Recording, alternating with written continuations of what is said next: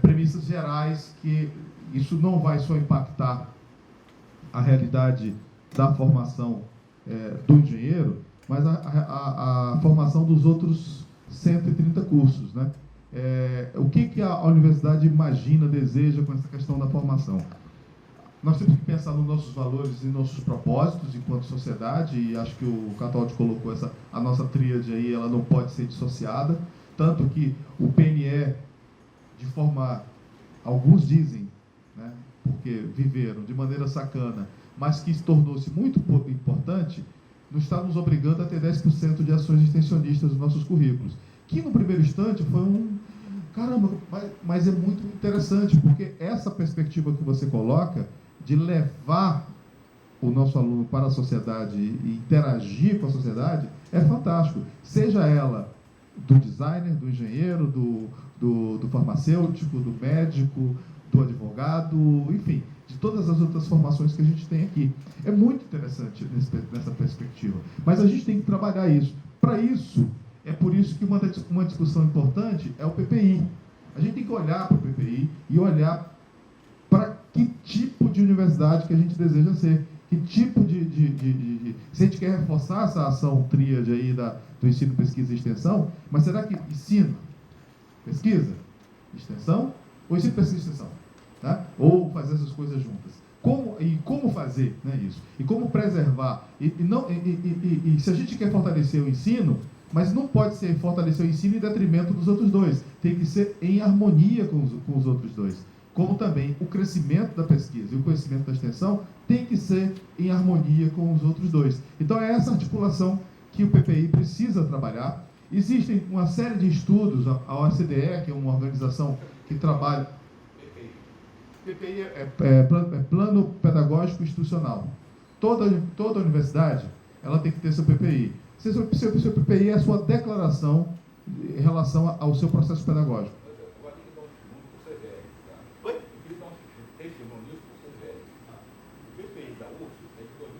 Pois é, eu acompanhei esse período, que é o que eu tenho dito aqui, que é o seguinte: como é que foi? Pegaram uma pessoa de fazer. Essa pessoa passou 1 ano e meio passando formulário, não sei o quê, e não saiu do lugar. Aí tinha um prazo para fazer. O que o nego fez? Fez um PPI dentro do gabinete, tá? E fizeram, vamos fazer uma reunião para aprovar nosso PPI. E chegou lá, ele discutiu até papel higiênico. Ou seja, foi só a reunião para aprovar, tá? Porque veio todo prontinho, tá? Que é uma técnica muito usada, o cara faz a ata e dá para o cara discutir, tá? E a ata não tem nada a ver com a reunião. Aí o cara discute, começa a discutir a vírgula aqui e a vírgula ali. O meu medo é que você já tem tudo isso aí pronto, ou não, tá? E a gente esteja aqui discutindo a vírgula, não sei o que, só as coisas. Esse é meu grande medo. Eu acho que eu estou num ambiente que as pessoas muito me conhecem, né? Eu acho que eu não sou desse tipo. Eu gosto da minha cara a tapa. Então isso não vai sair de repente assim. Tá? Não, de repente com certeza não vai sair. Agora, sair vai. De repente não vai sair, mas sair vai. Porque a gente precisa renovar o PPI. Né? Não quero dizer que o PPI esteja em curso seja horrível ou não. O que ele não é hoje, ele representa uma UF que não existe mais.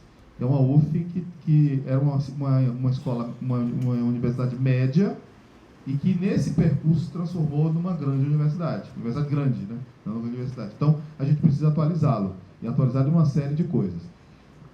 As discussões hoje no ensino superior, ela é geral, no mundo inteiro. A OCDE, que é um organismo que discute os países, principalmente mais industrializados, também tem isso. Tem vários cenários, esses documentos que vocês vão ver, são cenários discutindo o ensino superior, as preocupações, as dificuldades, os dilemas nossos, docentes, que ocorrem, não é só aqui, em qualquer lugar do mundo.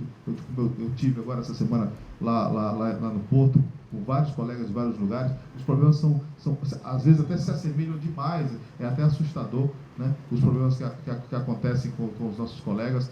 São dilemas bem sérios, que a gente precisa ver. Se eu estou também preocupado com a universidade centrada do aluno, é aquela mesma lógica do avião, que quando você cai o negócio de respirar, a primeira coisa é botar a boia em você para depois botar no acompanhante. Então, se eu estou preocupado também com o aluno, eu tenho que preocupar com o docente, com a saúde física dele, a saúde mental dele, essa excessiva carga horária, excessiva produtivismo. A gente tem que refletir sobre essas diversas coisas que ocorrem. Eu tenho que tratar recursos humanos, como o Rodolfo aqui colocou. Esses elementos, essas discussões todas passam por isso. E eu estou abrindo essas diversas frentes. É complicado porque, ao mesmo tempo que eu tenho que abrir essas diversas frentes, eu tenho que discutir ocupações, eu tenho que discutir isso, eu tenho que ver aquilo, eu tenho que falar. Mas eu não me furto, eu estou discutindo tudo. Eu não tenho nenhum problema em discutir com ninguém. Desde que a pessoa respeite o meu ponto de vista e eu asseguro que eu respeito o ponto de vista do outro. E a gente vai caminhar. O desejo é aqueles 3 lá, estão explícitos. Tudo que conduzir àqueles 3, eu estou dentro. Aí, essa perspectiva também, aqui um exemplo do INSPER, ele colocou são essas as premissas do INSPER. Não quer dizer que sejam essas as nossas, ou que devam ser essas nossas. Podemos até ter premissas completamente contrárias a essas. Eu coloquei apenas como título de um exemplo e um alerta de uma instituição que colocou, né? E uma coisa que eu particularmente gostei muito, o aluno quer aprender. Eu tenho essa prerrogativa. Eu acho isso, o aluno quer aprender. E a gente tem que buscar meios para como estimulá-lo. Eu não parto do pressuposto que ele é indolente, que é isso, que é aquilo, blá, blá, blá, blá, blá, blá. Até acho que alguém falou aqui, acho que foi o João que falou, essa é a realidade. Eu sentado com uma professora lá discutindo problemas, mas o nosso aluno do ensino médio, professora, nós não somos MIT, nós não somos Harvard, esse é o nosso público. E se a gente não souber lidar, acho que a gente tem que procurar outra coisa para fazer, porque não é isso que a gente está... A gente vai ter que enfrentar esses problemas e ter que superar. E o que eu quero com vocês é superar juntos. Então essa discussão também faz parte da elaboração do PPI da UFRJ? Claro. Não, claro não, você não falou nada antes. Não. Claro não. Geraldo, o PPI é uma... Primeiro, Geraldo, desarma. Desarma. Eu estou desarmado. Eu estou aqui, ó. Você nada. Desarma. Não, tudo está integrado, Geraldo. Assim, o que eu quero lhe assegurar, PPI, PPC e PDI, esses 3 P's, eu pretendo incentivar a serem mexidos. E mexidos de maneira integrada. Eu só queria que você começasse a reunião dizendo, olha, nós estamos preparando o PPI, o PPI, o PPP, o PPCD, e tentando ser todos. Eu comentei, Geraldo, lá no projeto, um dos projetos que eu disse que nós estamos mexendo, eu até abordei no início. Não, PPI. Desculpa, eu acho que está tendo um problema de comunicação, mas fique tranquilo que essas 3 siglas, começando por P, nós vamos fazer de maneira em conjunta. Eu peguei todos os PPCs dos cursos, que é o projeto pedagógico do curso. Eu peguei. A gente precisa melhorá-los. Eu não gostei. A gente precisa pensar no PDI. Foi reconstituída a comissão. 2017 acaba o PDI que está vigente, e a partir de 2017 vai lançar um novo PDI.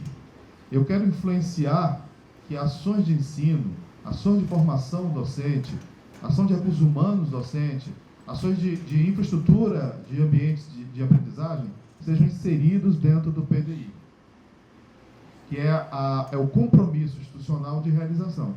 E o PPI é a nossa premissa principal, é a nossa declaração principal, seria como se fossem as nossas cláusulas pétreas do nosso contrato de trabalho aqui colocado. Essas 3 questões, elas precisam integralmente serem discutidas.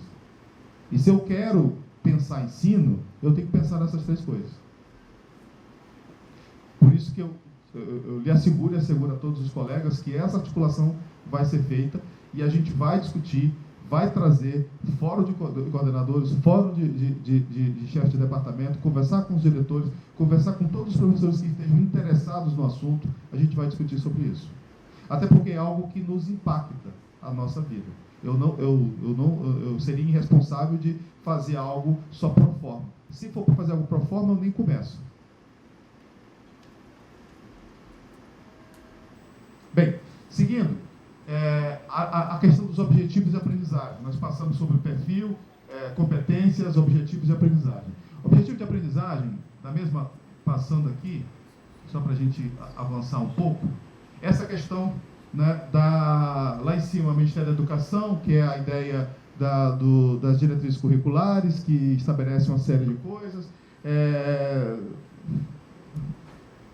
Está muito complicado. Alguns livros que são importantes para a discussão dessa temática do ensino de engenharia.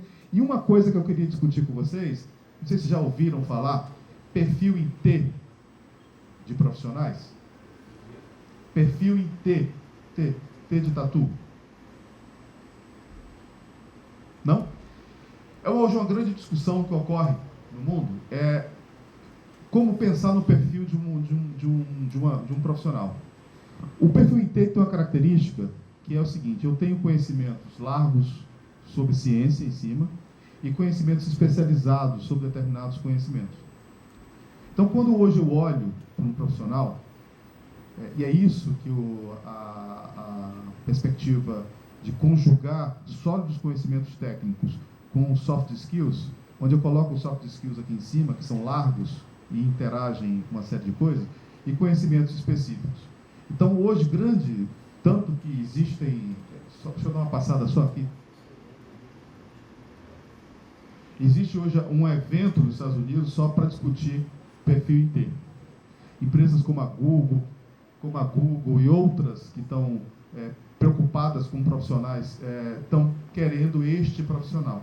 Então, no momento que eu olhar para os objetivos de aprendizagem, eu tenho que pensar o seguinte: que tipo de conhecimento eu vou botar na cabeça desse meu garoto? E pensar que a aprendizagem, ela se dá do concreto para o abstrato. No momento que eu trabalho do concreto para o abstrato, a possibilidade de fixação de conhecimento é muito maior. Por isso que grande parte dessas escolas são escolas experimentais, escolas ativas, né, de aprendizagem experimental e aprendizagem ativa, que busca. Quando eu pego um garoto lá do PET e vejo aqueles olhos deles brilharem, o que eles estão fazendo? Você vai numa empresa júnior e sai 10 da noite, estão eles lá, sem ganhar um centavo, estão lá. E se você vai para sábado, tá aqueles malucos lá correndo com aquele carrinho. Essa é a questão que eu acho importante, é discutir, é buscar essa formação.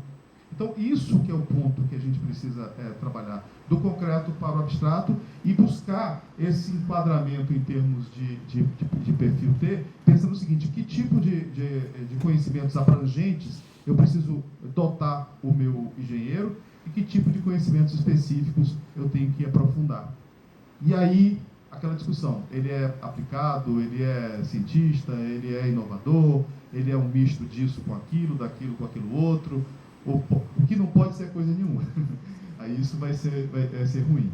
Seguindo aqui a nossa questão, os objetivos de aprendizagem que o INSPER também trabalha, ele trabalha design centrado no usuário, empreendedorismo, conhecimento técnico, habilidade interpessoal, conhecimento de contexto, aprender a aprender. E eles foram até um pouco além. Eles dividiram percentualmente quanto cada coisa dessa deve estar na cabeça do aluno. Então, na hora em que um docente, na hora que eu for preparar minha aula, apresentar lá para o meu chefe de departamento aqui, Poderoso Simões, e eu, o Poderoso Simões, encaminhar lá para a Suzana,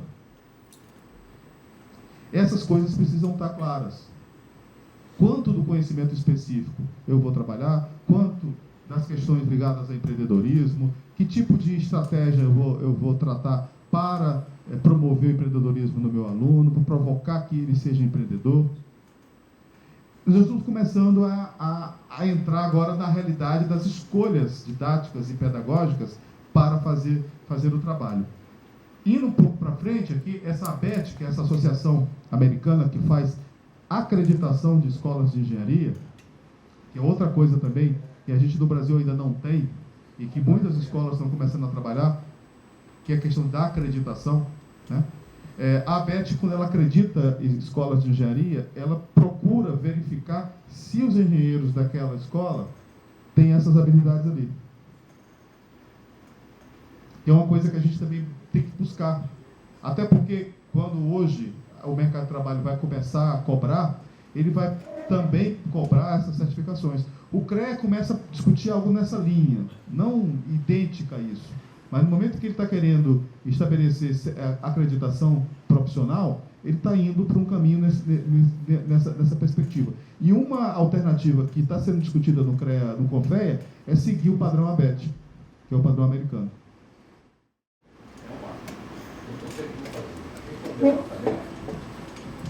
A ABET é praticamente igual ao que o MEC estabeleceu, tá?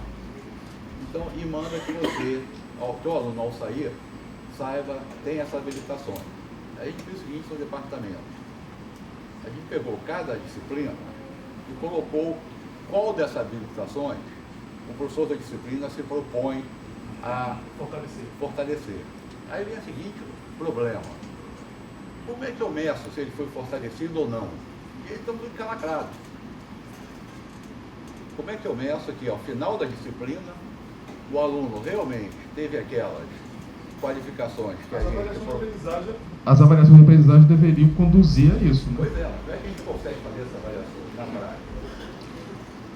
Você estabelecendo avaliações de aprendizagem e essas avaliações vão analisando o quanto esse aluno conseguiu capturar estas... Pois é, mas esse troço aí, forte, que a gente tentou fazer lá, é mais ou menos a do leão e do macaco, né? E o leão caiu no buraco, e o macaco foi lá ver o que era, aí o leão pediu o macaco falou assim, olha, bota duas asas aí e sai voando. Aí o leão falou, pô, boa ideia, mano. Uma coisa que a gente pode fazer, Geraldo, eu acho que... Ele falou o seguinte, olha, o macaco, você quer que eu dê ideia e me implemente? Não, olha só, a gente pode sentar depois, já que o departamento e o curso está fazendo isso, eu me disponho a gente refletir um pouco sobre isso, para ver como é que a gente pode mensurar que até um projeto que está andando em paralelo a esse é o projeto de avaliação de desempenho. E a gente pode fazer uma avaliação de como lidar com isso, tá? E como tratar isso aí. A gente pode conversar depois à parte sobre isso. Outra coisa que está acontecendo são as mudanças, né? Vocês já viram falar da Universidade 42? Universidade 42. É uma universidade sem professor. Esse carinha aqui, esse Xavier Niel, é um grande empresário francês, né? E ele fez essa escola. Por que 42, sabe? Esse livro aqui, que é o Mochileiro das Galáxias, um livro famoso de ficção científica, ele é uma espécie de glossário. Ele tem várias perguntas, e ele vai a um oráculo e faz uma série de perguntas, e a pergunta 42 é qual é a razão da vida, qual a razão da existência da vida. E aí, por isso que ele colocou o nome da universidade, Universidade 42. Ela começou em Paris, gratuita, porque a instituição dele, ele é um zilhardário, né? Então ele montou a universidade, e aí ele seleciona, e os alunos não pagam. Agora o aluno tem que seguir lá uma sequência de aprendizagem e tal. E aí ele agora acaba de pegar um parceiro americano, está levando para o Vale do Silício essa universidade. E a ideia é que é o seguinte, o aluno ele está trabalhando por projeto. Então ele entra lá no curso, eles recebem projetos e eles vão ter que realizar esses projetos. Eles se avaliam. Então, vamos supor que eu e o Bruno sejamos alunos do mesmo grupo. Eu avalio o Bruno me avalia. A minha nota é a nota que o Bruno me deu e a nota do Bruno é a nota que eu dei ao Bruno. E assim vai. E você tem como se fosse um game que você vai ter que passar por etapas, ou seja, para você chegar e receber o seu certificado, você tem que alcançar determinados níveis de desempenho e cumprir determinadas tarefas, né? Então, esse é hoje um caminho, é uma alternativa, é o nosso Uber. Então, nós estamos começando a perceber o nosso Uber. Outra solução foi essa solução aqui desses dois caras, né, que é a tal da Singularity University. Essa universidade é uma universidade que ela é feita para o futuro. Ela só pensa o futuro. E aí, esse sujeito lá em cima, o Peter Diamandis, é também um mega empresário, associado a esse Ray Kurzweil, que é o cara que é chefe de inovação da Google, né? Eles montaram essa universidade. Por que é Singularity? Porque é função desse livro que o Ray Kurzweil montou. E a ideia é essa, dessa perspectiva do futuro. E é uma universidade com um currículo completamente diferente, distinto, totalmente modelado por experiências. Os alunos trabalham em cima de experiências vivenciais. Bem, isso é outra realidade que a gente está vivendo. Os nossos Ubers estão começando a surgir. Ou a gente vai ficar igual os taxistas, fazendo bloqueio para que eles não funcionem, ou a gente vai ter que não se transformar nisso, ou entender que a gente precisa mudar. Porque da forma como a gente vive, eu tenho um colega que pegou uma foto de aula da Idade Média, aula não sei o quê, aula blá, blá. Aí ele bota a aula e você olha, é impressionante, depois eu me toquei para isso, quando você olha, não mudou nada. O que deve ter mudado é a cadeira, que é uma cadeira agora pode ser mais confortável, ela era de madeira, mas o estilo é isso aqui, um Zé Mané que fica aqui na frente, falando igual um desesperado, e um bando de gente aí, e essa relação. E não muda. É quando você entra nessas escolas, essas novidades. Eu podia ter colocado aqui o Olin College, que é um colégio lá, uma escola americana, também bastante emblemática de engenharia. Existem inúmeros outros que estão se modificando. Os sinais dos tempos estão aparecendo e a gente precisa pensar. Só para aqui o próximo, a primeira biblioteca sem livros. Essa universidade ela adotou toda a bibliografia dela digital. E, na verdade, é uma tenda que você vai lá, se você não tiver o teu computador, o teu notebook, você tem acesso e está toda a bibliografia lá. Então, que é o símbolo, eu não sei, o orgulho de uma universidade americana, ou de um colega americano, quando você chega para visitar, o orgulho dele é te levar à biblioteca, né? Ele fica orgulhoso, que é a essência máxima. Você tem uma excelente biblioteca com números grandiosa, pomposa, né? Toda... se for em estilo rococó, mais ainda, né? Aqui não, é uma tenda e os caras estão lá com plugs, com senhas, esse é o caminho. Então, esses três exemplos, a Universidade 42, que é uma universidade sem aluno, sem professor, sem aluno ainda não existe, mas sem professor, a Universidade do Futuro, que é a Singularity, e essa, que é uma universidade um pouco tradicional, mas ele está entrando nessa linha de todo o material ser digital e tudo assim envolvido. Fala, Ana. Outra questão também nessa questão dos objetivos são os cenários, né? Aqui tem vários, por exemplo, aqui esse da McKinsey, várias coisas aí, a internet das coisas, cloud computer, enfim, uma série de coisas estão mudando a nossa realidade de uma maneira geral. A impressora 3D, tudo que está aí alterando o nosso dia a dia, carros autônomos, e uma série de coisas que estão acontecendo e que está mudando muito o mundo mudou demais. Eu lembro uma coisa como se fosse hoje, eu estava nessa época do ano querendo comprar coisas, né? Aí me deparei com Perdidos no Espaço. Não precisa ninguém dizer aqui que assistiu, não. Eu assisti, Perdidos no Espaço. Aí eu falei, vibrei com aquilo, né? Fui lá, comprei, são 3 conjuntos com 5 DVD, contando toda a história do Perdidos no Espaço. Porra, fiquei ouriçado esperando para chegar, cheguei.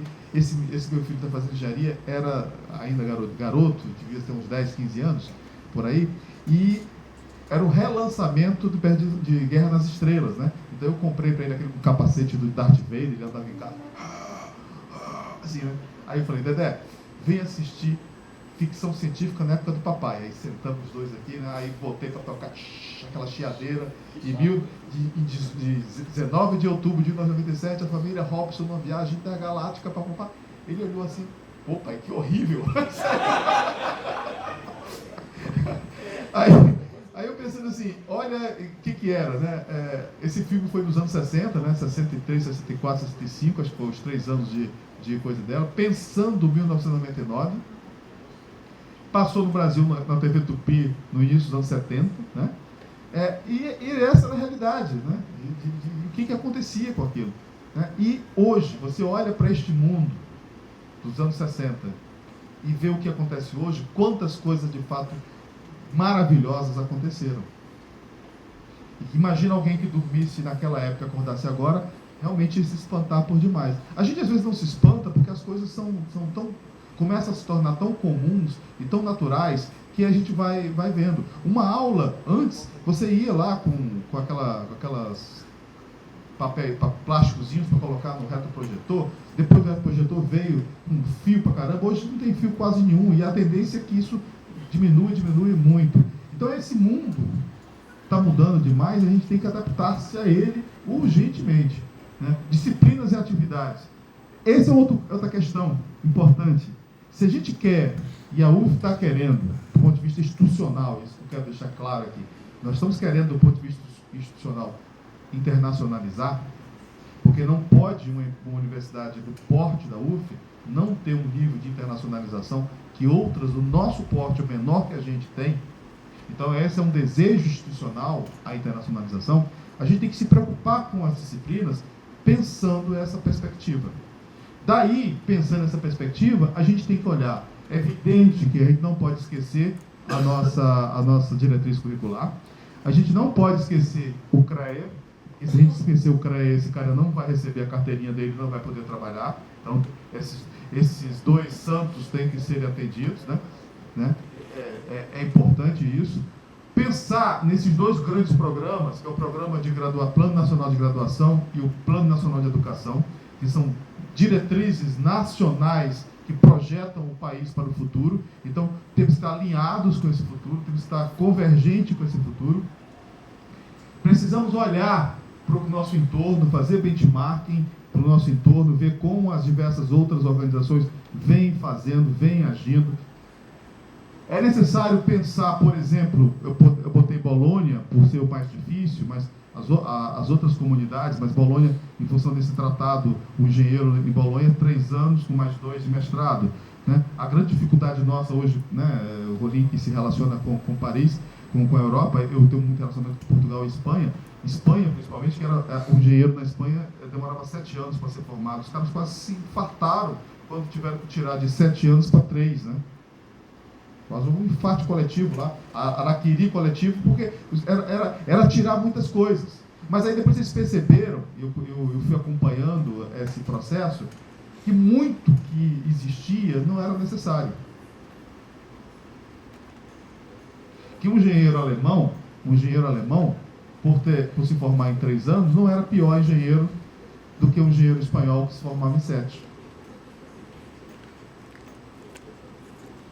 Hoje, um dilema que a gente tenta resolver, e até peço ajuda a quem tem experiências de relacionamento como o Rolim e outros, é como interagir e como ligar as nossas realidades específicas, que tem a diretriz curricular, tem o CREA, com essa perspectiva.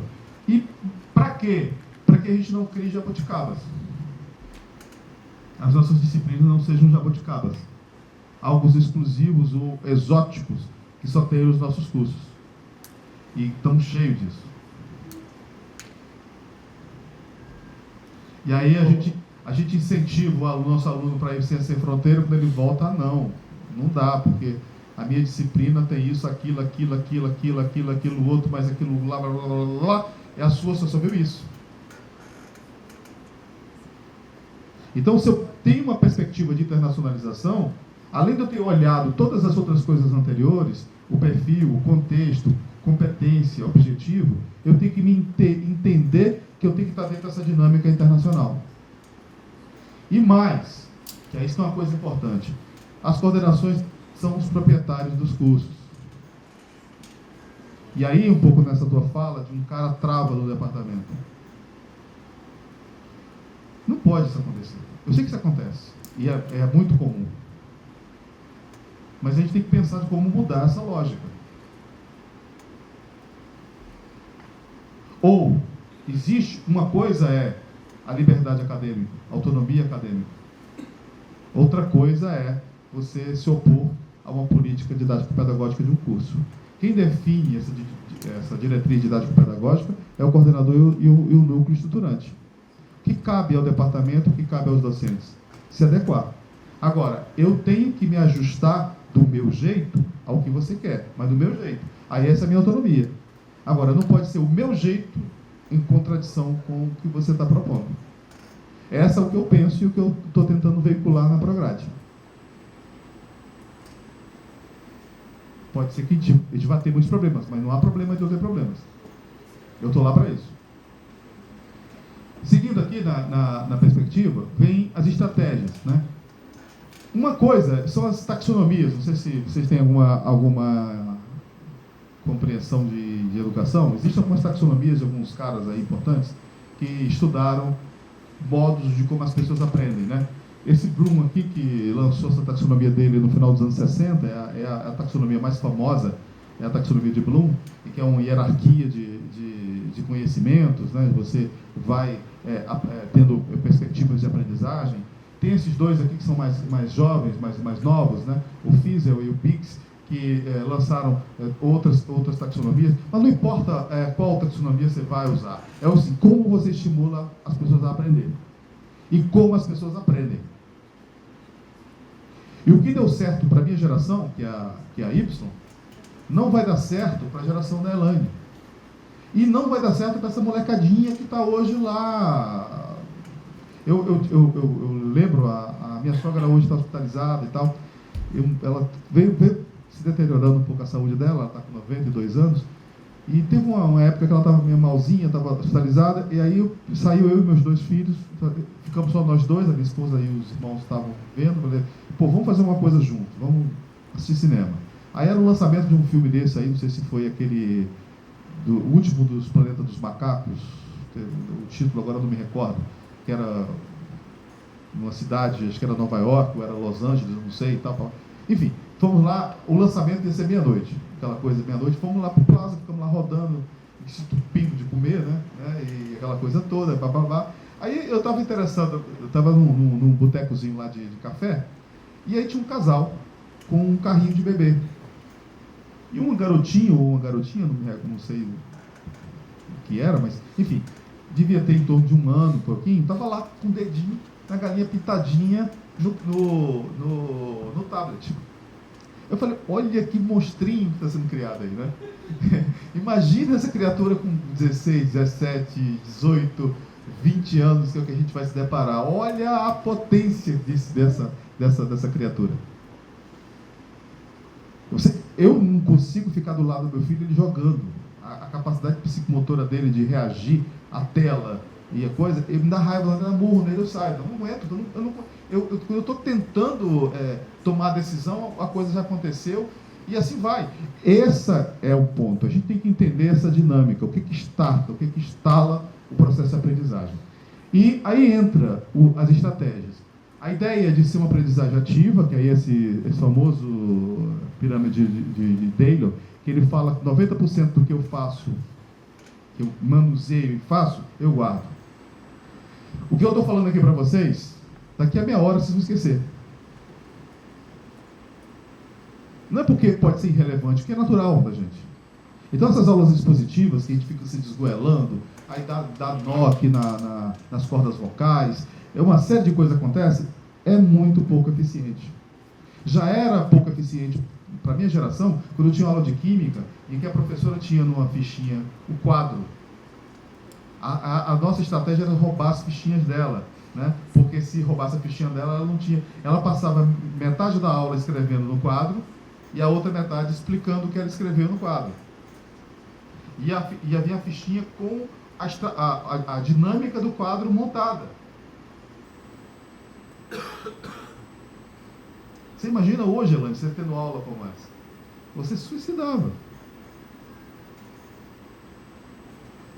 Esse é o ponto que a gente tem que mudar. Outra coisa é que as perspectivas experimentais de Kolbe, né, que ele coloca, que é a ideia de você criar experiências, para que as pessoas, na experiência, na vivência, na experimentação, se aprenda.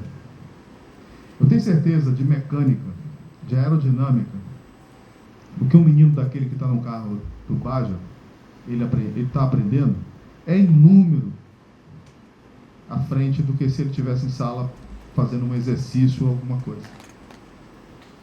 É importante demais isso. E outra coisa é o que o Lipovetsky fala, que é a questão da interação. A gente precisa interagir com o meio. Específica? Não. Podem ser várias, inúmeras. E pode não ser nenhuma dessas, porque você pode ter a sua, o teu jeito, a tua maneira.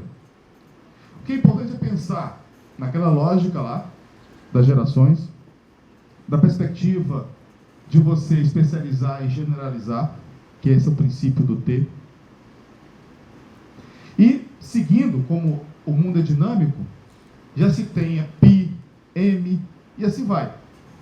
Porque você começa a aportar novas especializações. Aí são questão de escolha. Aquilo que nós estávamos conversando há pouco, Vitor. São questão de escolha. E que a gente precisa escolher. Precisa agir, interagir em relação a isso.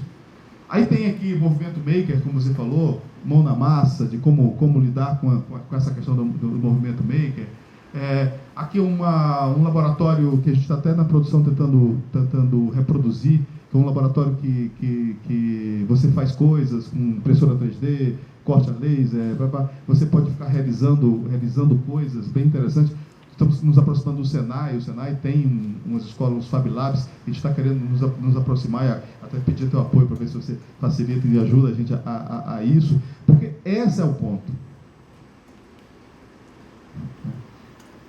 Seguindo, a Universidade de Lima, que ela coloca aqui na Civil, maneiro aqui, dá depois uma olhada, Renata e Mária. É interessante que todo ano os alunos têm lá as disciplinas clássicas, mas eles têm um projeto. Esse aqui foi a construção de uma ponte em cima de um lago.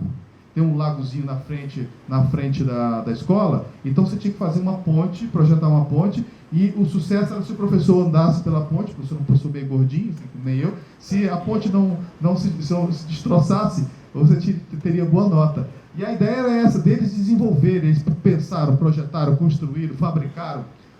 Muito interessante, que isso se envolve tudo. Estudaram física, estudaram resistência dos materiais, enfim, uma série de coisas. Com isso você, imaginando o nosso aluno no primeiro ano, que só tem aquela aridez do cálculo, da física, da química, se ele tem uma coisa como essa,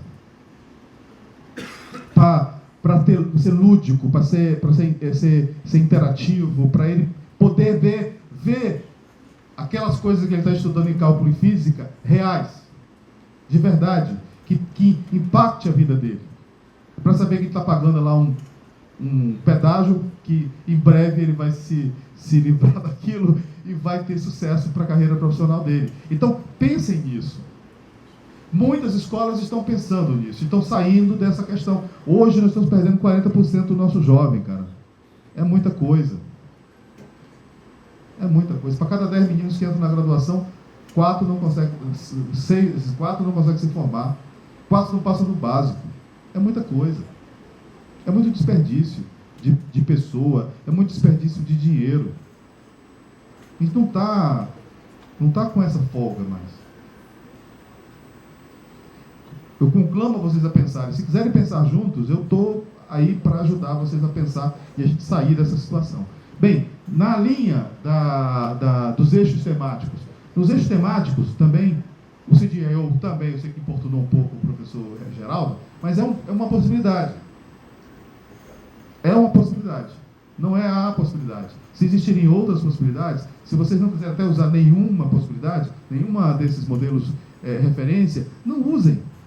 Agora criem, construam uma perspectiva temática inserida dentro da realidade do curso de vocês. Isso é que é importante, isso é que é relevante. Aí, aquela coisa que eu falei, essa é um pouco o estudo que foi feito, tá? De como é que o ensino de engenharia veio. Até os anos 50 era puramente prático. Era aquele engenheiro de mão cheia, como se dizia, que era um cara super capaz, politécnico, de uma capacidade. Eu tive aula com o professor Caputo, não sei se quem é da engenharia aqui civil, eu tive aula com o professor Caputo, dando aula de cálculo. Caramba, era uma coisa assim... Primeiro, a elegância dele de aula de paletó, com quadro de giz, e ele não se sujar. Eu ficava impressionado com aquilo. Que se fosse eu, lambão como eu sou, eu já pegava a mão aqui, eu saía com o paletó todo. Ele gostava de gravata amarela, um paletózinho azul turquesa. Cara, era impressionante. Ele saía da aula como se ele não tivesse entrado na aula para dar aula de coisa. Ele não se descabelava. E era de uma simplicidade, de uma elegância dando aula que era impressionante. Este profissional não existe mais e não vai existir mais. Que Deus o tenha. Não vai existir mais. A partir dos anos 60, começa a entrar esse novo, que é um pouco a nossa realidade, que fizemos graduação, fomos para o mestrado, fomos para o doutorado, nos especializamos. Enfim, grande parte dos nossos colegas tem essa origem. Né? Grande parte tem essa origem. Isso não é nem ruim nem bom, é uma característica. Agora, o que acontece? É que essa parte dos anos 60, onde você juntava ciência com prática, foi o que é dito, foi a época de ouro da engenharia. Porque eu tinha bons profissionais com experiência e cientistas ou jovens, ou pesquisadores, como o professor Geraldo colocou, que entendiam desse mundo da ciência e da pesquisa. E agora, é um pouco. E é isso que é a grande questão da indústria, que é o distanciamento do mundo real. Às vezes a preocupação de estudar um fractal, uma fratura, uma situação, e esquece que tem que ter um processo, um alinhamento de processo, enfim, algo que está acima daquele pequeno problema, mas está dentro de uma perspectiva macro.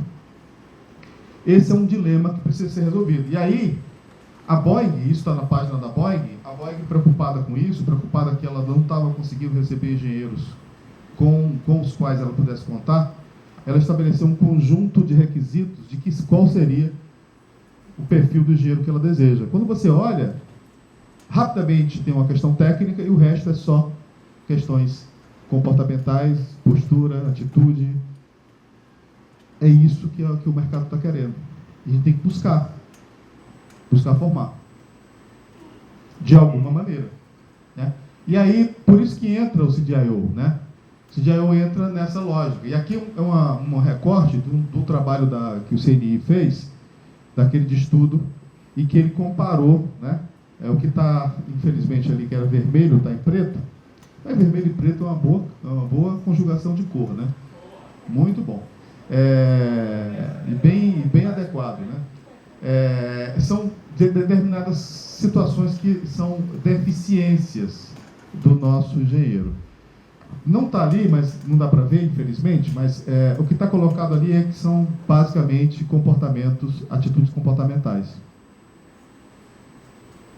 Essa é a grande deficiência da formação. Isso é o engenheiro brasileiro, tá? Realidade brasileira.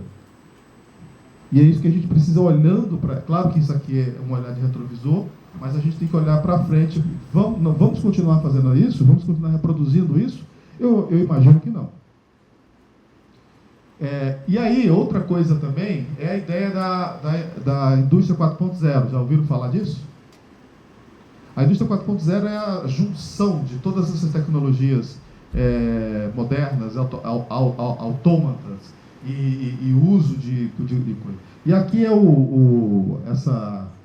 esse protótipo que a BMW lançou, de uma motocicleta que não cai. Viram esse? Ela não cai. Ela tem um sistema inteligente de amortecedores, que não importa o que você faça com ela, que ela não cai. Né? E além do mais, usar todas essas coisas, tipo aquele óculos do Google Glass, você bota aqui, ela tem uma série de informações que são passadas, temperatura, disso, aquilo outro. Dependendo de se você inclina o corpo para um lado, ela sinaliza que você vai dobrar. Então ela é cheia de gueri-gueri, como diz na minha terra, né? Isso é um ponto de um produto que a engenharia vai começar a mexer. E é isso que a gente tem que olhar. Se eu estou querendo formar esse cara para o futuro, como você colocou, Vitor, há pouco, né? Se eu formo um cara de aplicação, essa aplicação morre. Eu tenho que pensar, isso sim, pensar na engenharia 4.0, na indústria 4.0, é fundamental para todas essas engenharias que estão aqui. Eu tenho esses dois relatórios, um é da McKinsey e outro da Price, mas existem inúmeras pessoas comentando sobre 4.0. Existe que redunda numa inovação 3.0, que é a inovação hoje de redes, de integração global, né? É impossível hoje a BMW resolver esses problemas sozinhas. Ela tem que estar inserida dentro de uma rede de cooperação tecnológica. Hoje não dá para uma única empresa conhecer tudo. Então, se ela não trabalhar dentro dessa rede de cooperação tecnológica, também ela tem dificuldades. E é isso que a gente tem que discutir. E, por fim, os processos de avaliação, né? Dentro dos processos de avaliação, a gente tem esses 3 tipos de características de avaliação. Avaliação para a aprendizagem, avaliação como aprendizagem e avaliação de aprendizagem. Não é simplesmente um jogo de palavras, são 3 condições, 3 características bem distintas e que a gente precisa entender qual que a gente escolhe. Eu, nas minhas disciplinas, atuo muito com essa aprendizagem, avaliação como aprendizagem, né? Que ela além de eu estar avaliando, eles estão aprendendo também, porque a gente mistura coisas no processo de execução dos trabalhos. Bem, são formas. O que não é possível hoje é essa avaliação para reprovar, que é o que existe. E a gente tem que abominar isso, tem que acabar com isso. A avaliação para reprovar tem que ser sepultada, tem que ser algo, tem que ter uma lápide em cada unidade. Aqui jaz avaliação para reprovar, que Deus a tenha e que esteja confortável lá do outro lado. E que a gente agora passe para uma próxima etapa, que é discutir isso, essas lógicas que estão aqui. E dentro disso, pensar, quantidade, tipo, formatos e agentes de avaliação. Por exemplo, quando eu tenho uma interação com a sociedade, por exemplo, com extensão, por que não que esse ente social avalie? Dia 8, eu até os convido, nós vamos fazer uma palestra aqui, que é Encontro dos Saberes. Né? Vai ser onde, sim? No NAP.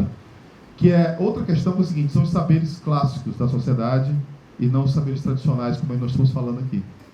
Porque ciências sociais, elas reclamam muito que, principalmente a cultura indígena, a cultura africana, ela é desprestigiada da nossa lógica. Então, nós estamos trazendo babalorixás, enfim, para que hoje várias escolas já dão títulos de notório saber, e essas pessoas trazem seus saberes para serem colocados aqui.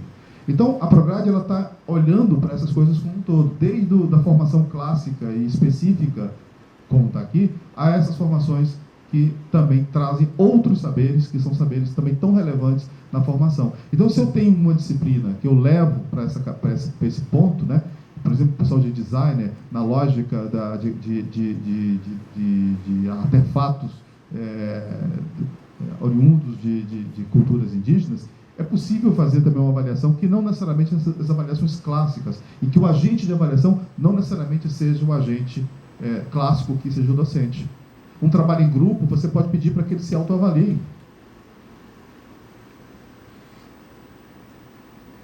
Enfim, a gente tem que estudar e discutir. E o que eu disse para Geraldo e Vitor, eu me disponho a discutir essas coisas com vocês lá, para a gente pensar. Bem, daí a gente também está discutindo autoavaliação, tá? Nós até fizemos um lançamento agora, dia 10, desse programa aqui de autoavaliação, onde a gente vai visitar os cursos, antecipando-se ao MEC, para autoavaliar vocês.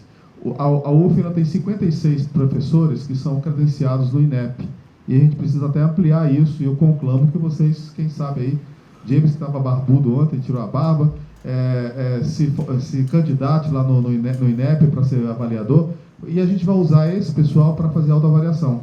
Com isso, a gente vai antecipar-se ao MEC e vai buscar fazer termos e ajuste para que a gente possa ir conduzindo os nossos cursos dentro dessa linha.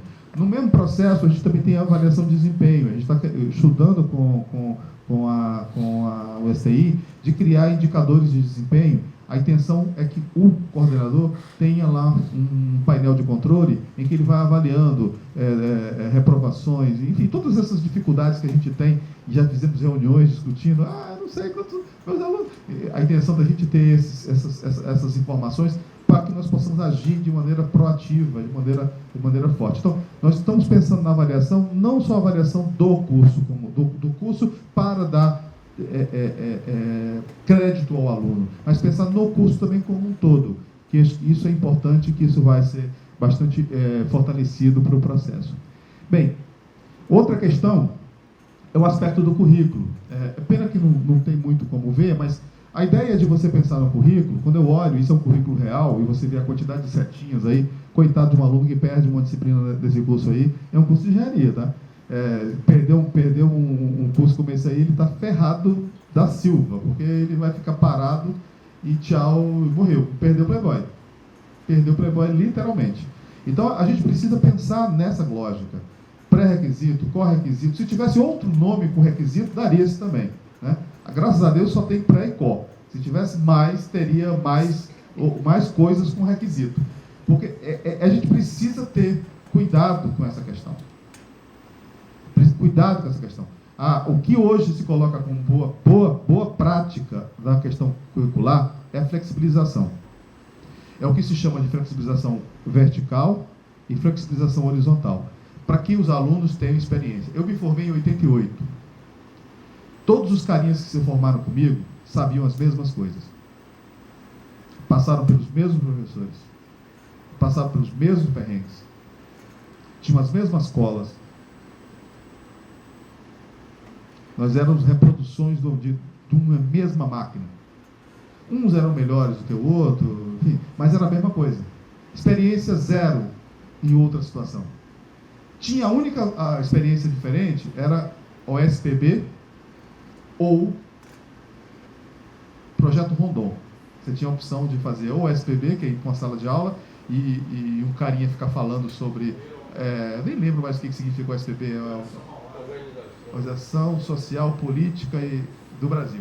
Que aí ficava falando de ética, moral, blá, blá, blá, blá, blá. Aí, como era chato pra caramba, então a gente tinha outros interesses, é claro, de fazer projeto Rondon, porque você se envolvia com enfermagem, medicina, enfim, aí tinha outras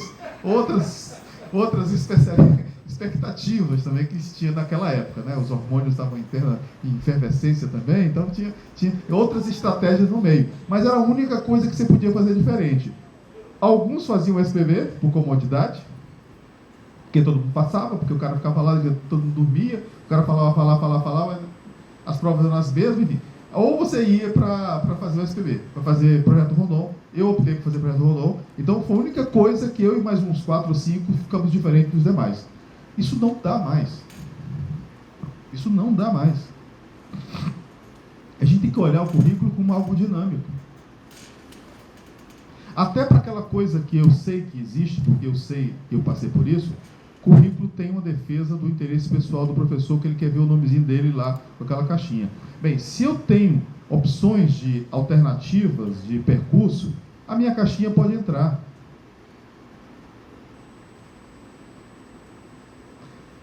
Pense nisso. A gente pode até discutir sobre flexibilização numa outra discussão, mas é fundamental pensar nisso.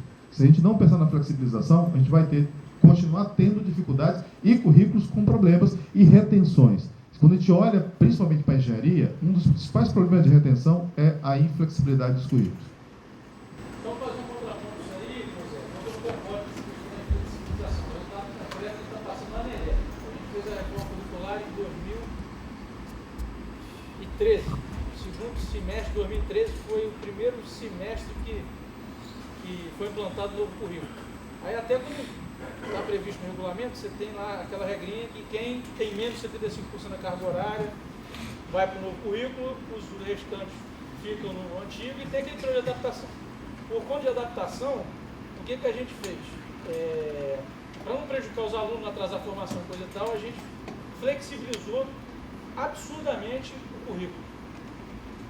Como? O sujeito entrar com pedido de quebra de pré-requisito, vou te dar uma estatística, 90% dos pedidos eram aceitos. Exatamente para não atrasar a formação, porque o sujeito entrou num currículo e ia sair no outro. Muito bem. É unânime no departamento que isso causou uma queda de rendimento por falta de conhecimento prévio do aluno. Então, o que aconteceu? Como a gente criou essa flexibilização para minimizar o efeito da reforma, muitos alunos se inscreviam em 10, 11, 12 disciplinas e faziam roleta russa. Isso é fato, é número. Se quiser, te mostro os números, inclusive para responder a Prograde naquele memorando que vocês enviaram sobre as disciplinas com muita reprovação, que eu achei excelente aqui. Isso vai ser uma dos questionamentos que nós vamos contar lá. Então, o que nós decidimos agora, no colegiado? Negativo, achei excelente. A decisão a última reunião do colegiado do curso foi decidido que não vai ter mais queda de pré-requisito. Porque essa cultura de excessiva flexibilização criou nos alunos do nosso curso uma cultura de que eu vou passar na disciplina que der. Eu tenho que sair logo. Então eu escrevi em 10 disciplinas. Se eu passar em 6, está bom. Então essa questão da flexibilização eu acho que por um lado é importante. Por outro lado, tem alguns requisitos, algum conhecimento básico que o cara precisa. Tá, eu só quero falar que o que eu estou falando de flexibilização não é isso, tá? Não, Zé, só estou dizendo o seguinte. Não, sim. Tem um outro ponto que a gente... Uma coisa que você colocou, que eu concordo plenamente, é o seguinte. O nosso público está colocado. São aqueles alunos. Não adianta brigar com a realidade. Nós não somos o MIT. Beleza. Mas nós não podemos esquecer que os alunos também têm uma parte importantíssima em todo esse processo. Não, sim, mas uma então, vez... se tem retenção, se tem reprovação, coisa e tal, uma parte é culpa nossa, não tenha dúvida, vamos tomar as ações sob nossa responsabilidade.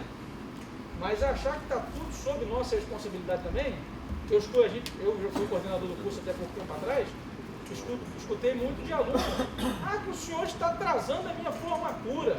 Não, Miguinho, se você está 12 períodos na universidade, é culpa minha. Tá. Olha só, então isso aí é só para balancear. Claro, mas o que eu estou colocando, quando eu digo flexibilidade, não é quebrar pré-requisito e pré-requisito, não é tornar o currículo flexível. O currículo flexível, quando ele é pensado por trilhas, por caminhos que o aluno possa trilhar, pensando, por exemplo, na engenharia elétrica, que tipo de trilhas eu posso ter? Que tipo de processos formativos o engenheiro eletricista pode ter? Ele pode ser um cara de energia, ele pode ser um cara de potência. Sim, como se fosse ênfase. O que, na verdade, se busca nesses processos de flexibilização é você estabelecer trilhas. E mais, não são trilhas que sejam desconexas de um contexto. Aí é que é o ponto. Quando eu estabeleço essas trilhas e eu tenho um currículo flexível, eu tenho que trabalhar com tutoria, por exemplo, em que eu tenho um conjunto de professores que recebem alunos, aí vamos conhecer o Rolim, o Rogério e o Bruno. E aí eu sou o tutor deles, e eu vou dizer, poxa, faz isso, faz aquilo. Essa é a questão. Você apresentar possibilidades e as pessoas se encaixarem nas possibilidades. No momento que eu só tenho uma possibilidade e eu faço quebra de pré-requisito, eu não estou flexibilizando. Eu estou subvertendo a ordem que eu estabeleci. Aí eu sou o contrário. Porque se eu estabeleci uma ordem, quando eu subverto a ordem, eu estou criando esses problemas, e aí são problemas. No momento em que eu crio trilhas, e eu dou alternativa para que as pessoas pensem em trilhas, imaginar um currículo, não como esse, mas como se fosse, pensando aqui, em homenagem aqui ao Rolim, pensando no mapa do metrô de Paris, né? Em que você tem várias linhas, vários caminhos, e eu posso ficar pulando, entrando. É evidente, o aluno tem que saber, se ele seguir uma única linha, ele vai ter um percurso mais rápido e vai chegar num tempo mais específico à sua formação. Se ele no meio do percurso ficar mudando, ele tem que saber que, como ele é um adulto, nós não estamos mais falando de pedagogia, nós estamos falando de andragogia, nós não estamos mais tratando com um garoto, entre aspas, inconsequente, mas sim com um jovem adulto que tem que entender que tem consequências, qualquer atitude que cada um de nós tomemos aqui, qualquer atitude que eu tomo, que vocês tomam, tem consequências, né? E é isso que tem que ser colocado. Mas isso muito bem articulado e pensado, entendeu? Essa é a questão que eu coloco. A flexibilização se dá nessas prerrogativas. E não você montar um currículo desenhado tal como esse, cheio de requisitos e pré-requisitos. Se eles foram construídos é porque provavelmente existe uma necessidade e uma premência. Eu não coloco um pré-requisito só por colocar. Se eu estiver colocando um pré-requisito só por colocar, eu estou também desvirtuando a questão. Se eu coloco um pré-requisito, eu passo do pressuposto que ele é necessário, que é fundamental que eu tenha aquela disciplina anteriormente para que eu consiga desenvolver na outra disciplina alguns conhecimentos. Se ela não existe, aí é uma forçação de que... Aí é uma outra questão que não vem ao caso, mas é uma outra questão. Mas o que eu estou querendo colocar de flexibilização são construção de caminhos, de trilhas de conhecimento que levem a processos formativos. E formar engenheiros eletricistas com características distintas numa fornada de engenheiros eletricistas. É o seguinte, eu acho que existem dois problemas em cima das grades que hoje em dia a gente tem na universidade. Começa pelo nome grade, primeira, né? Grade tem uma sensação de prisão. A primeira, né, que seria que ele coloca como rígido a prática pedagógica do professor, e a mudança dele demora muito tempo. Se a gente está falando de uma universidade que eles têm que estar antenada com a realidade, com os novos conhecimentos que estão acontecendo, ele demora muito. Então você tem um tempo para você mudar, você mudou e mudou a realidade. Então eu acho que a gente tem que pensar na grade, que ele fique, né, com algumas portas abertas, antenadas ao conhecimento que está acontecendo, né? E outra coisa, uma dificuldade que a gente tem, os cursos básicos que são dados hoje em dia como profissional. O cara estuda física, estuda química e muitas vezes ele não vê a relação com a parte profissional. Então isso daí eu acho que tem que ser discutido. Então o cara estuda cálculo 1, cálculo 2, cálculo 3, o cara lá na frente dá um curso muito prático e não estuda. Então esses dois assuntos eu acho que tem que ser refletidos e pensados. Por exemplo, a INSPER, se você pegar o currículo de engenharia da INSPER, você não vai ver cálculo 1. Eles ensinam matemática, mas eles colocam a matemática a serviço do curso, e não ao contrário. Então, lá, quando ele está desenvolvendo lá alguns conhecimentos, ele trabalha por projetos, e eles precisam, por exemplo, desenvolver, eles precisam de cálculo, eles precisam de uma série de mecanismos de cálculo.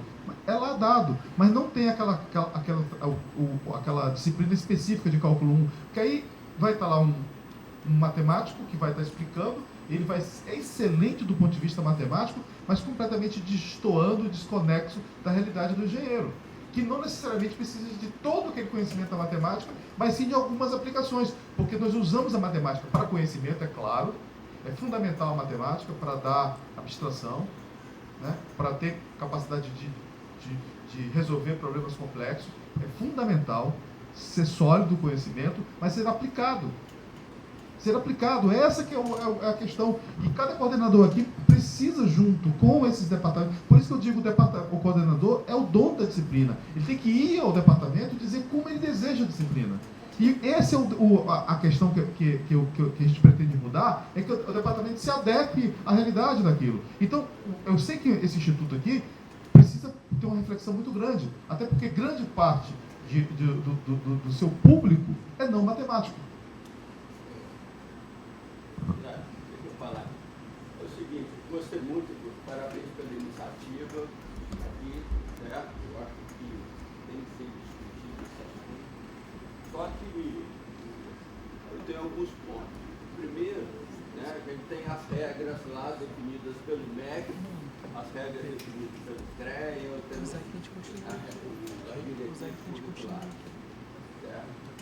Isso, eles têm uma série de premissas. Certo? Essas premissas, elas têm que ser atendidas, né? Então você tem que ter os cálculos, você tem que ter as físicas, tem que ter aquele currículo, certo? Então isso não está fora do contexto. Essa flexibilidade, né, demasiada, ela atrapalha o aluno, porque culturalmente, né, historicamente, ele vem o quê?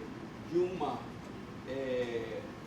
uma formação onde que ele é tem o quê? Uma formação onde ele tem ano a ano, certo? Então, a disciplina que ele cursa em cada ano são aquelas, certo? Quando ele chega na universidade, isso a gente já pode observar, o aluno que passa em todas as disciplinas no primeiro ano, ele não é reprovado ao longo do curso. Dificilmente ele vai ter alguma reprovação. As reprovações, que já foi estudo, né, é o quê? Ela acontece no primeiro e segundo semestre. E esse primeiro e segundo semestre que leva o quê? A evasão do aluno, certo? Essas reprovações. Por que acontece isso? Porque existe uma ruptura, né? Porque até o terceiro ano do ensino médio, ele tem o quê? O pai está pagando colégio normalmente, então ele tem um tutor, o professor está interessando. Quando ele chega aqui, o que acontece? Ele fica totalmente, ele é dono, ele tem um dono que era uma pessoa, era uma criança, um adolescente, ele passa a ser adulto, totalmente, só que ele não foi preparado para isso. Então, se você analisar, você vai verificar que as reprovações acontecem o quê? No primeiro e segundo semestre, a maior parte. E essas reprovações dos alunos nesse semestre, primeiro e segundo semestre, vai comprometer toda a formação ao longo do ano, certo? Isso é dito fato. Segundo fato que você comentou aí, turma cheia. As turmas são cheias normalmente por causa das reprovações. Então, o que acontece? Você tem turma cheia, muito cheia, normalmente por quê? Porque fica muito aluno reprovado. Então, se fica muito aluno reprovado, lógico, esses alunos, eles vão fazer a disciplina numa turma de alunos que estão fazendo a primeira vez e vai inchar tudo. A outra coisa que não é monitorada, né, o que acontece? Eu acho que dificilmente um aluno que ele assiste a todas as aulas, cumpre todas as atividades, ele é reprovado. Eu não conheço nenhum caso de aluno que tenha do início, né, do primeiro dia até o último dia, ele tenha assistido às aulas, feito exercício, tirado as dúvidas com o professor e ser reprovado. Eu desconheço qualquer tipo de um aluno que tenha feito isso. Eu posso apresentar vários. Eu te garanto que ele não cumpriu todas as atividades. Certo? Tá ok? Olha só. Tudo bem, pode ter um caso, isso aí, né? Esse tipo de coisa, né? O que acontece? Ninguém, o aluno, ele tem que, eu acho que a universidade, ela é muito paternalista com o aluno. O professor tem que cumprir a obrigação, o aluno tem que cumprir a obrigação dele. E a obrigação do aluno é assistir às aulas, infelizmente nós ainda temos esse modelo, podemos aprimorar esse modelo, assistir às aulas e cumprir as tarefas, certo? E aí o que acontece? Se acontecer a reprovação, nós temos que revisar, discutir com o professor, verificar como melhorar isso. A outra coisa, não adianta a gente ver, a gente tem que olhar a engenharia para soluções dos nossos problemas. Dos problemas, né? Temos que ter uma engenharia global, mas temos que visualizar os nossos problemas. Se a gente é sucesso hoje no agronegócio, por quê? Porque nós fomos, né, a Embrapa, que é um exemplo de empresa nacional, ela foi o quê? Resolver os problemas brasileiros. A partir de conhecimentos internacionais. Hein? A partir de conhecimentos internacionais. Você conhece a história da Embrapa? O que você acontece? Né? Eu já vi na Embrapa. Então, se você... Nós estamos muito distantes da nossa realidade. Não existe jabuticaba. Então, hoje, o que acontece? As pesquisas que você vê aqui, o Brasil é líder, é um dos produz muita ciência, mas não produz tecnologia. Certo? A gente não, porque a gente fica pesquisando, muitas vezes a gente está pesquisando coisas que são de interesse no exterior, porque dá mais status, tem mais oportunidade, mas o que acontece? Né? Se você olhar os problemas, né, dentro, então a gente tem que contextualizar dentro da nossa realidade. Então, se a gente quer melhorar os cursos aqui no caso de engenharia da UF, Então, o que acontece? Eu acho que a gente tem que tomar pequenas medidas, gradativamente, em cada momento, para que isso for mudando. Não adianta a gente ficar pensando de forma holística, muito ampla, que a gente não vai chegar em lugar nenhum. Então, tem que fazer uma estratégia, tomar que medidas que nós podemos fazer, para resolver os problemas atuais. O que devemos fazer? Então, fazer o quê? Fazer o plano aqui, porque até agora nós discutimos, achei a minha expectativa fosse que é o quê? Aí até aqui nós vamos reunir um grupo de pessoas, vamos fazer alguma coisa aqui para ter o quê? Quais seriam as medidas que poderiam ser implementadas, inicialmente. E até mesmo ouvir os alunos. Qual a expectativa dos alunos que eles gostariam de ter, que motivariam eles, que nós também não vi nada falar sobre aluno, motivariam a ele a fazer o curso de engenharia, se dedicar mais ao curso de engenharia. Só uma coisa que, até quando você falou do Senai, eu queria me colocar à disposição, porque foi muito bom, me deu um estalo agora. Essa semana, eu fui lá na Federação das Indústrias, num evento do Grupo Metal Mecânico. Você sabe que a Federação ela tem conselhos empresariais. São empresários que viajam todo ano para o exterior para ver o que tem lá fora, trazer para o Brasil e ver como encaixar, não é copiar, como encaixar a realidade do Estado do Brasil. Pois é, o grupo metal mecânico, eu estou falando dos 6 setores, estou falando só do setor metal mecânico. Ele botou como meta de longo prazo para o atendimento às empresas do Estado do Rio de Janeiro, do setor metal mecânico, 3 grandes pilares. E o Senai está se preparando para isso, e acho que eu tenho que falar isso, porque conjuga bem. Lean, Design e Indústria 4.0. Essa tríade é o que vai nortear as ações empresariais de capacitação para o futuro. E o Senai vai se preparar para entrar com essa tríade. Então, eu acho que, só estou te falando, isso é de um conselho, é o metal mecânico. O Conselho da Construção Civil deve ter outro, o texto deve ter outro, são vários conselhos. Alimentos e bebidas deve ter outro. Estou falando, metal mecânica, Lean, Design, Indústria 4.0. Isso está à disposição para fazer ponto. Beleza. Que bom. Vamos fazer sim. Só um minutinho. Parabéns aí pela tua proposta. Acho que a gente tem que fazer isso mesmo. Quando eu fui candidato à direção da escola, eu propunha uma revisão dos cursos de engenharia, repensar qual é o nosso projeto de engenharia, onde que nós queremos chegar, o que a gente precisa para chegar lá. Então, uma das minhas propostas, a eleição foi no início do ano, é só pegar lá a plataforma. Agora, para isso, para essas modificações, a gente precisa ter os nossos paradigmas. A gente não vai conseguir grandes modificações se continuarmos pensando da forma como a gente pensa. Que o professor é o centro do universo, dá a aulinha dele lá, não vai. Agora, para que o professor faça isso, ele tem que ter condições de fazer isso. Nós precisamos de um treinamento melhor, nós precisamos de incentivo para fazer isso. Olha, é muito bonito você chegar e falar, Rogério, o curso é do coordenador, ele vai chegar no professor e falar o que é que ele quer. Maneiro, mas eu dou 16 tempos de graduação, eu estou com uma turma de pós. Se o Rogério chegar para mim e falar, eu quero que seja assim, eu falo, pô, a disciplina é tua, vai dar aula. Ou então o professor, quando está com 16 tempos de sala de aula, mas tem que publicar, porque a pressão para virar titular hoje é publicar. Você pode dar a melhor aula do planeta, pode ser o melhor coordenador, mas se não tiver publicação, você não vira titular. Então ele chega, eu quero que você mude o curso. Eu vou chegar para ele e falar, não, cara, vou publicar meu artigo, porque esse aqui não tem valor nenhum. Então, o que eu queria dizer, Zé, de forma bastante clara, é o seguinte, parabenizo, é isso mesmo, você tem que coordenar esse processo.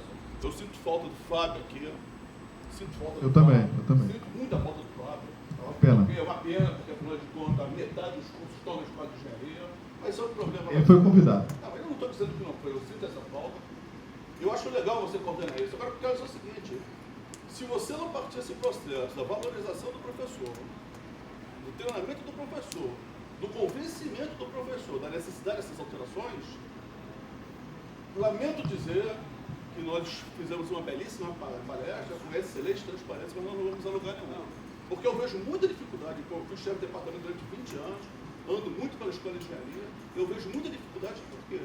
Porque ou você pega o professor e traz ele para essa discussão, entende o que eu estou falando? Dando condições a ele, que condições? Você não pode ter um coordenador de curso como o João dando 18 tipos de salas de aula. Ele não vai parar para pensar isso. Exatamente. Entende? Só para... Eu te dou já a palavra, só para não perder Só a... para fechar. Eu não vejo, eu acho que o zero hoje seria trabalhar o professor. Eu não consigo entender, eu trabalhei na Estibrás, trabalhei na VESP, quando eu fazia concurso, quando eu passei para Estibrás para a VESP, na Estibrás eu fiquei 3 meses sem fazer nada, conhecendo a empresa, conhecendo as regras, entendendo o cara, o mecanismo do meu trabalho. Você faz o concurso do cara que nunca derola, entrega o diário para o cara, a chave da sala, o controle do ar-condicionado, e fala, você vira. Por isso, Bruno, eu sinto falta disso. Não, mas a falta aqui, ela é proposital, porque o assunto não é esse. Mas o que eu te digo aqui, eu tenho isso como a principal preocupação, tanto é que dos 45 projetos que a Prograde hoje atua, 4 estão nessa questão de formação docente, para mostrar o quanto é importante a formação docente. Como é importante não só que você, que queira, de forma justa, chegar a titular, que um caminho para chegar a titular seja trilhar um caminho do ensino. Estou falando agora do ponto de vista pessoal novamente.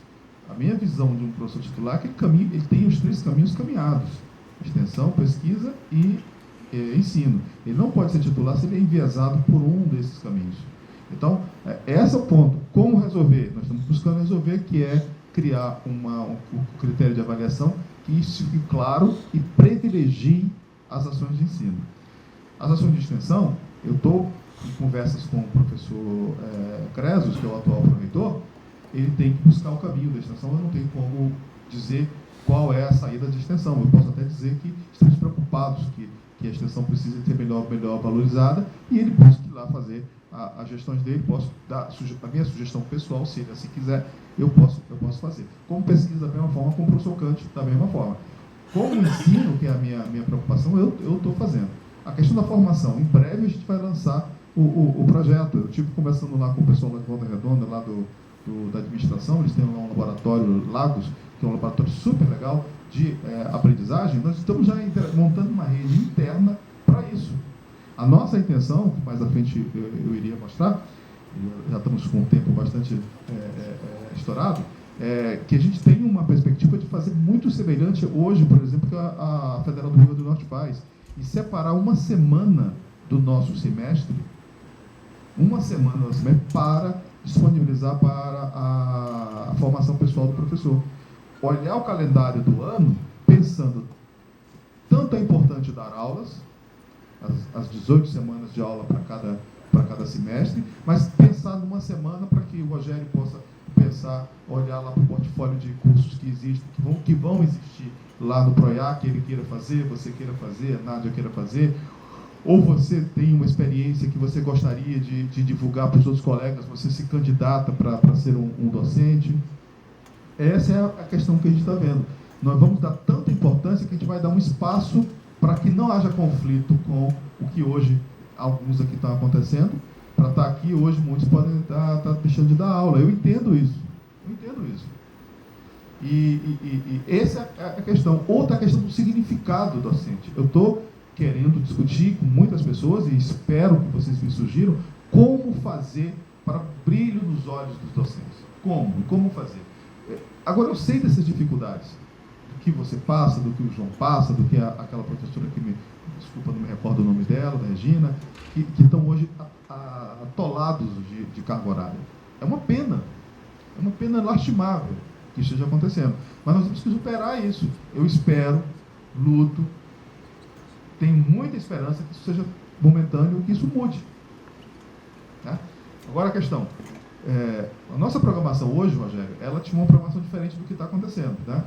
Nós ia fazer uma apresentação disso, eu não esperava que pudesse fluir com mais rapidez, mas eu estou deixando, eu acho que é importante isso.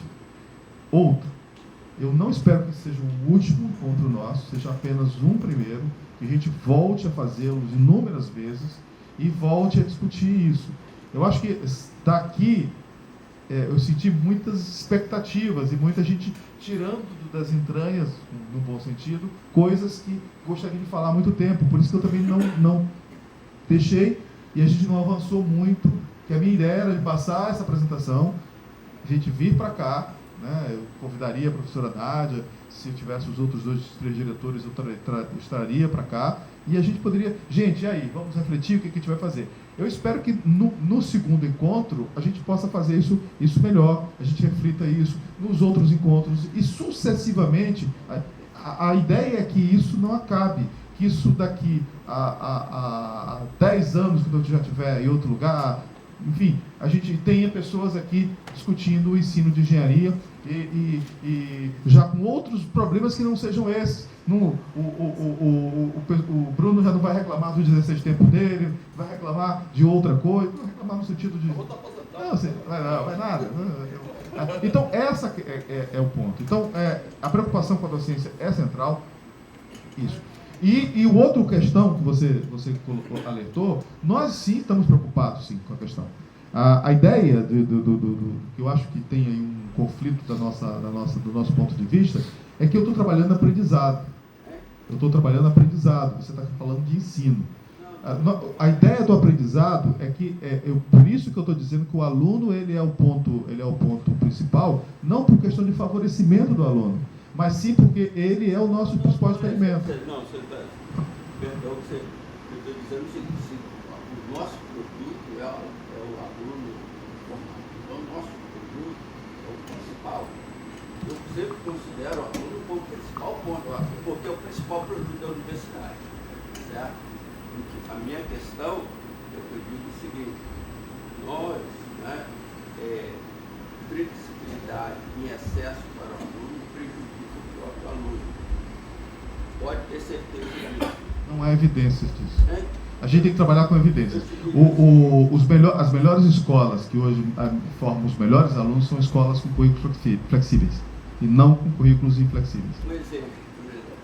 Exemplos aqui, no Brasil a gente tem a USP, a própria FRJ está nesse caminho da flexibilização, em vários cursos deles de flexibilização. A PUC é trilhas, é isso que eu falei para eles, são trilhas.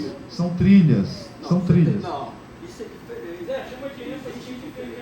Olha só, uma coisa é você ter quebra de pré-requisito não é flexibilizar currículo. Isso que eu estava falando, não sei se você não ouviu, porque eu disse para ele, quebrar pré-requisito e corre-requisito não é flexibilizar currículo. Isso não é. Isso aí é você fazer uma subverter a ordem.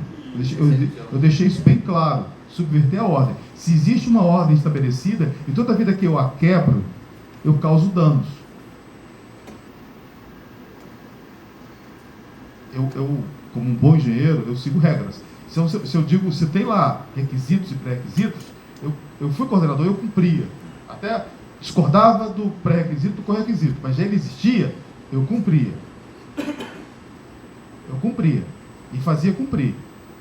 O que eu estou querendo dizer é que eu tenho que olhar um currículo, não mais com essa perspectiva de grade, que foi isso um pouco que o Afonso colocou, mas a perspectiva de trilhas que você vai buscando. E você está formando profissionais distintos, até individualizados, que esse é um caminho que tem sido buscado.